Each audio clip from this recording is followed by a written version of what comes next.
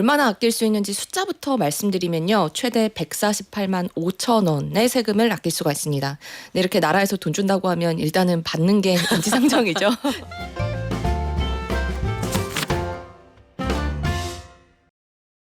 해부왕 나수지, 오늘은 연금을 활용한 연말정산 절세법 그리고 연금 계좌 똑똑하게 굴리는 법까지 한국경제신문 나수지 기자가 전해드릴게요. 안녕하세요. 네, 안녕하세요. 자, 나 기자님, 연말이면은 연말정산. 네. 이건 어떻게 매년 해도 매년 어려운지 모르겠는데 연금에 투자하면은 세금을 좀 아낄 수가 있대요. 실제로 그렇습니까? 네, 이거 얼마나 아낄 수 있는지 숫자부터 말씀드리면요. 최대 148만 5천 원의 세금을 아낄 수가 있습니다. 네, 이렇게 나라에서 돈 준다고 하면 일단은 받는 게 인지상정이죠. 네. 연금이 딱 그런데요. 사람들이 이게 정부가 왜 그러면 돈을 깎아주느냐. 사람들이 스스로 노후를 대비하게 하려고 이 정부가 나서서 연금에다가 스스로 돈을 넣으시면 세금 좀 깎아드릴게요 라고 하고 있거든요. 아, 인생 셀프입니다. 이런 얘기군요. 네, 셀프니까 알아서 잘 챙기셔라. 정부가 조금 도와드리겠다 이런 건데요. 그래서 점점 정부는 이 세금을 깎아주는 범위를 늘려가면서 더 많은 돈이 연금으로 들어갈 수 있도록 유도를 하고 있습니다. 그래서 올해 기준으로 가장 많이 세금을 감면받을 수 있는 게 148만 5천 원이고요. 이거 조금 더 구체적으로 살펴보면 내가 1년에 종합소득이 4,500만 원보다 적다. 아니면 혹은 직장인이라면 근로소득이 5,500만 원 이하다. 이런 분들은 연금에 납입한 금액이 16.5%를 세액을 공제를 해줍니다. 이게 무제한은 아닐 것 같은데 이것도 한도가 좀 있겠죠? 네, 맞습니다. 이 매년 새로 납입한 금액 최대 900만 원까지만 적용되는 금액이고요. 그래서 900만 원에 대해서 16.5% 곱하니까 이제 최대 148만 5천 원이 나오는 겁니다. 근데 만약에 아까 이 말씀드린 종합소득이 4,500만 원 그리고 근로소득이 5,500만 원보다 내가 높다. 그러면 세금을 깎아주는 이 수치가 조금 더 적어요. 이 공제율이 13.2%입니다. 그래서 여기에 납입 한도인 900만 원 곱하면 118만 8천 원을 최대 아낄 수 있는 거고요. 이 세금을 깎아주는 기준 900만 원 한도라고 말씀드렸는데 이게 매년 적용이 되는 거거든요. 그러니까 아직 이런 사실을 모르셨던 분이라면 지금 듣고 계신 분들이라면 올해가 가기 전에 연금 계좌 만드시고요. 그리고 돈을 여기다 넣으시면 100만 원 넘게 세금을 감면받을 수가 있습니다. 100만 원 넘게 세금을 감면받으시려면 1년치를 한 번에 넣으셔야 된다는 얘기네요. 네, 1년치를 한 번에 넣어도 되니까 아직 안 넣으신 분들은 지금이라도 1년치를 한 번에 넣으시고 아니면 난 내년부터 그러면 이런 거를 새로 알았으니까 매달 조금 넣어볼까라고 생각을 하시면 매달 조금씩 나눠서 넣으셔도 됩니다. 그래요. 그 노란우산공제 가입 안 하신 사업자들도 연말에 요거 계좌 터서 넣어 놓으시면 다음 해에 연말정산 받을 때 요 세금 낼 때 좀 감면이 가능합니다. 근데 이 돈이 그러면 900만 원씩 한도가 계속 매년 생기는 거고 그렇죠. 매년 그 돈에 따라서 148만 5천 원 혹은 118만 8천 원 요 소득을 기준으로 볼 때 깎아준다는 얘기인데 네. 이 돈을 연말정산에서 환급을 해주는 거예요? 아니면 애초에 빼주는 거예요? 이게 세금을 빼주는 개념인데요. 이 우리가 연말이 되면 항상 늘 연말정산, 그러니까 한 해 동안 세금 조금 더 내거나 덜 내지 않았는지 이거 집계를 해보는데 여기서 일단 1년 동안 내가 얼마 벌었는지 살펴보고 내야 될 세금을 계산을 먼저 한 다음에 세금을 빼줍니다. 그러니까 세금 빼주는 방식에 두 가지가 있는데 이 세액 공제를 해준다는 뜻이죠. 그러니까 소득 공제라는 거는 세금 부과의 대상이 되는 내 소득 자체를 줄여서 세율 구간을 낮출 수 있는 게 소득 공제고. 그러니까 5천만 원 벌었는데 5천만 원 버셨지만 4,500만 번 걸로 제가 해드릴게요 해서 세금 매기는 구간을 한 단계 낮춰준다 이런 뜻이죠. 맞습니다. 그게 소득 공제고 네. 그리고 세금을 다 계산한 다음에 이 세금에서 얼마 빼드릴게요. 이게 이제 세액 공제인데요. 이 사람마다 유불리는 조금 다르긴 하지만 보통 소득공제는 이 세금 내는 구간 자체가 낮아지니까 그러면 세율을 낮게 적용받을 수 있어서 이 고소득자가 세금을 더 많이 돌려받을 수 있는 효과가 있고 세액 공제는 최종 세금에서 그 금액을 빼는 거니까 돈을 많이 버는 사람이나 적게 버는 사람이나 같은 금액을 돌려받는 구조입니다. 그래서 원래 연금에 이 돈 넣으면 예전에는 소득공제를 해줬는데요. 한 10년 전에는 너무 돈 많이 버는 사람들한테 세금 더 많이 빼주는 거 아니야? 라는 이야기가 나오면서 이 세액 공제로 바뀌었고 지금도 그래서 세액 공제를 적용받고 있습니다. 네, 말이 좀 세금 얘기 나오면 복잡하고 어려운데 소득공제, 소득을 깎아준다. 세액공제, 세금을 깎아준다. 통상적으로 상대적으로는 소득공제가 유리한 분들이 조금 더 많죠. 조금 그렇죠. 더 많은데 10년 전에 이 제도를 기획재정부가 도입할 때 아유 세수가 좀 부족해질 것 같은데요. 이런 판단에 따라서 바꿨습니다. 그러면 소비자들 입장, 국민들 입장에서는 살짝 불리해진다는 얘기인데 일단 어느 계좌에 돈을 넣어야 세금을 감면받을 수가 있는 거예요? 일단 연금 계좌인데요. 이 여기서 주의하셔야 될 게 연금이라는 말이 붙어 있는 여러 가지 계좌도 있고 상품도 있는데 여기다가 돈을 넣는다고 다 세금을 깎아주는 건 아니다라는 거예요. 아니 연금이라면서요. 네, 함정이 있습니다. 예를 들어서 보험사에서 내놓는 연금보험, 변액연금 이런 거는 상품명에 연금이 들어있긴 한데 이 정부가 앞에서 말씀드린 대로 세액공제 혜택을 주지는 않아요. 그래서 세액공제 혜택을 주는 계좌에다가 돈을 넣어야 되는데요. 이 크게 보면 두 종류입니다. 하나는 개인형 퇴직연금, IRP라고 부르는 거고요. 또 하나는 개인연금이라고 부르는 건데 이 개인연금이라는 것도 어디서 파느냐, 또 뭐 어떻게 굴리느냐 이런 거에 따라서 종류가 나뉘어요. 연금저축계좌 그리고 연금저축보험 이렇게 나뉘는데요. 그러니까 세금을 아끼려면 일단 뭐 은행이나 증권사 이런 데 가셔서 IRP나 연금저축계좌 뭐 만들어 달라고 하거나 아니면 연금저축보험에 가입하고 싶다 이렇게 하고 거기다가 돈을 넣으시면 됩니다. IRP, 연금저축계좌, 연금저축보험 네. 이렇게 이름을 가지고 있는 걸 가입하셔야 이 혜택을 받을 수가 있다는 건데 상품이 되게 많잖아요. 네. 무엇을 기준으로 어떻게 선택을 해야 최적화가 가능할까요? 이게 일단 개인연금 중에서 이 연금저축 계좌가 있고 연금저축보험이 있다 이렇게 말씀을 드렸는데요. 요 둘 중에서는 저는 개인적으로 좀 투자에 관심이 있는 분들이라면 연금저축계좌를 하시는 게 좋을 것 같아요. 왜냐하면 이 연금저축계좌라는 거는 내가 이 계좌에 돈을 넣어주면 그걸 내가 굴리는 거거든요.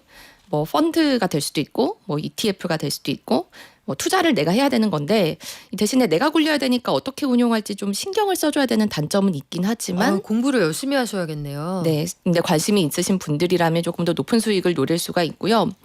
연금저축보험은 내가 신경을 안 써도 됩니다. 그러니까 보험사에서 제시하는 수익률, 공시 이율만큼 수익이 나는데요.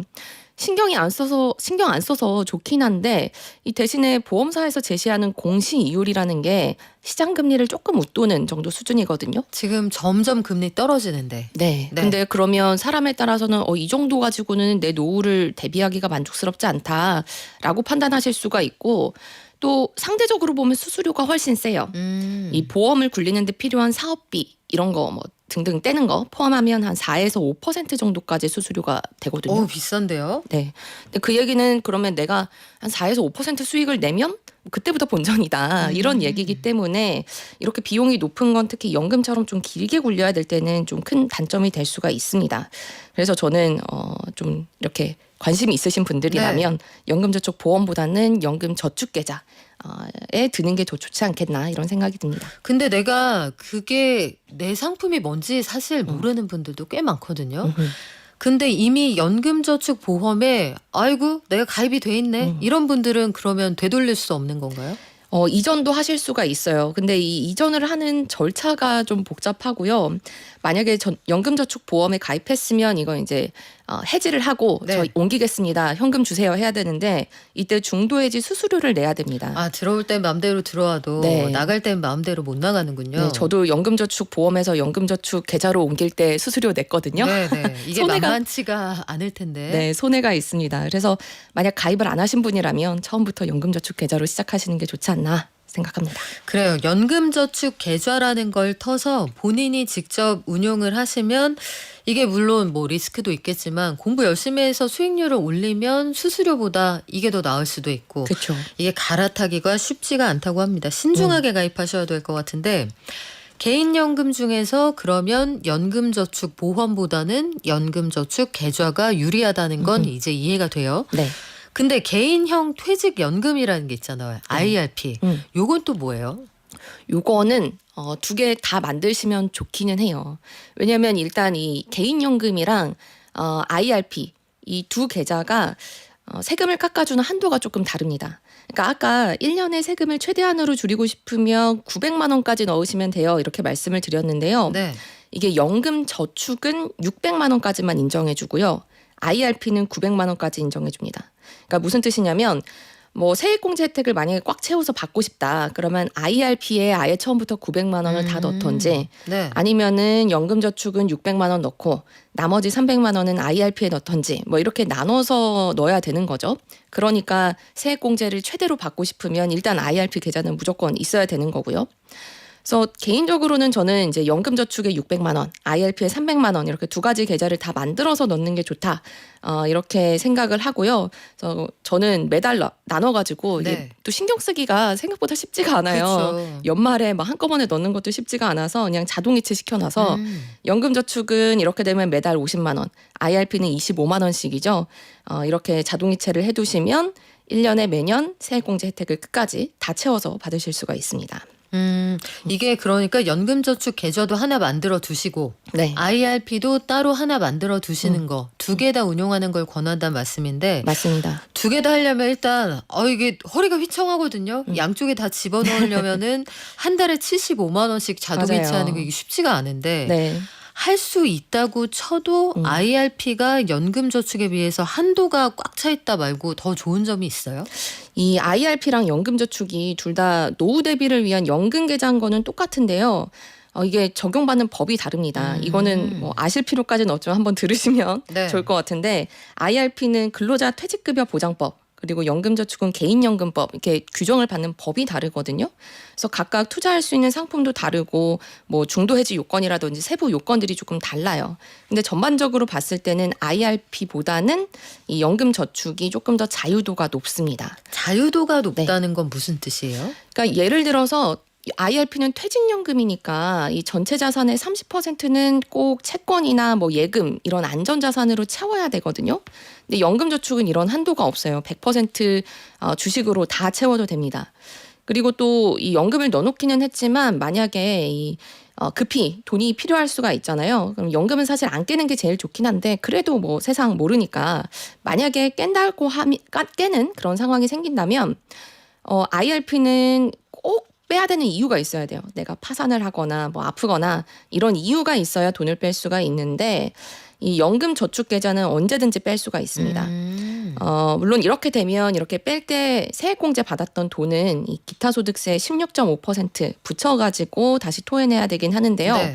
그래도 내가 선택할 자유가 있는 거랑 아닌 건 좀 차이가 있죠. 그런 면에서 이 연금 저축 계좌가 조금 더 자유도가 높고 또 가입할 수 있는 요건도 연금저축 계좌가 조금 더 자유로워요.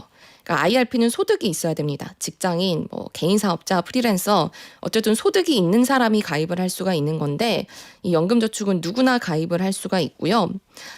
대신에 이제 그러면 IRP는 장점이 없냐? 장점이 있긴 하죠. 뭐냐면 투자할 수 있는 원리금 보장형 상품의 종류가 연금저축보단 더 많아요. 그러니까 은행의 예적금 이런 건 연금저축에서 투자 못 하거든요. 그리고 개별 채권 이런 것들도 연금저축에서는 못 하는데 IRP에서는 할 수가 있습니다. 그러니까 정리하면 나는 좀 위험자산, 그러니까 주식에 투자해서 나중에 노후에 좀 더 많은 돈을 받고 싶다. 이 수익률을 조금 더 높이고 싶다. 이런 분들이라면 연금저축을 투자하는 게 조금 더 유리하실 것 같고요. 난 좀 안전하게 뭐 예적금 이런 것들을 하고 싶다. 그렇게 생각하시면 IRP 이렇게 골라보시는 것도 방법이 될 수 있을 것 같아요. 여러분 세상에 공짜가 없는 거예요. 나라에서 세금을 깎아주면서까지 어떤 상품을 가입해라. 그리고 한도가 IRP가 더 높지 않습니까? 이게 900만 원까지 가능하고 연금저축계좌는 600만 원까지 가능하다. 연간 한도가 매년 한도는 다시 새롭게 시작이 되는데 그 얘기는 이 규정하는 법이 다르다는 것도 아까 나수재 기자가 정확히 짚어주셨는데 IRP는 퇴직금이에요. 그쵸. 옛날에 우리가 봤던 목돈으로 들고 나가던 그 퇴직금인데 이거 노후에 쓰십시오. 대신에 함부로 빼내지 못하게 하는 거예요. 한도를 많이 주고 대신 연금저축은 개인연금이니까 선택사항으로 보는 거죠. 근데 그런 생각들도 하실 것 같아요.